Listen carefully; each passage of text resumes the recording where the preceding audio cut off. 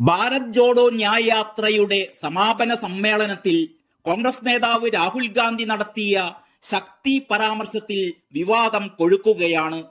ഞായറാഴ്ച മുംബൈയിൽ നടന്ന ചടങ്ങിൽ നടത്തിയ ആ പരാമർശം സ്ത്രീകൾക്കെതിരായതാണെന്ന് പ്രധാനമന്ത്രി നരേന്ദ്രമോദി പറയുന്നു. ഇതോടെയാണ് വിഷയം കത്തിപ്പടർന്നത്. രാഹുൽ ഗാന്ധി റാലിയിൽ പറഞ്ഞത് ഇങ്ങനെയായിരുന്നു: ഞങ്ങൾ പോരാടുന്നത് ഒരു രാഷ്ട്രീയ പാർട്ടിക്കെതിരെയല്ല, നരേന്ദ്രമോദിക്കെതിരെയോ ഒരു വ്യക്തിക്കെതിരെയോ അല്ല, മുന്നിൽ നിൽക്കുന്ന ഒരു മുഖത്തിനെതിരെയാണ്. ഹിന്ദുധർമ്മത്തിൽ ശക്തി എന്നൊരു വാക്കുണ്ട്. ഞങ്ങൾ ഒരു ശക്തിക്കെതിരെയാണ് പോരാടുന്നത്.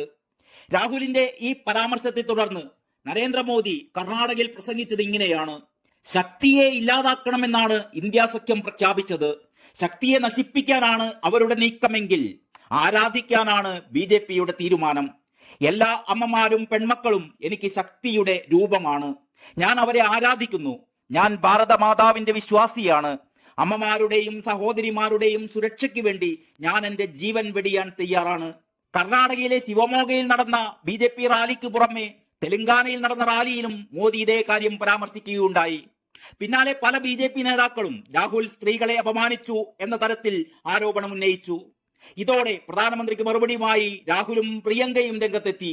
സ്ത്രീകളുടെ ശക്തിയെക്കുറിച്ച് പറയുന്ന നരേന്ദ്രമോദി മണിപ്പൂർ ബ്രിജ്ഭൂഷൺ ശരൺ സിംഗ് സംഭവങ്ങൾ മറക്കുകയാണെന്ന് കോൺഗ്രസ് നേതാക്കൾ ആരോപിച്ചു.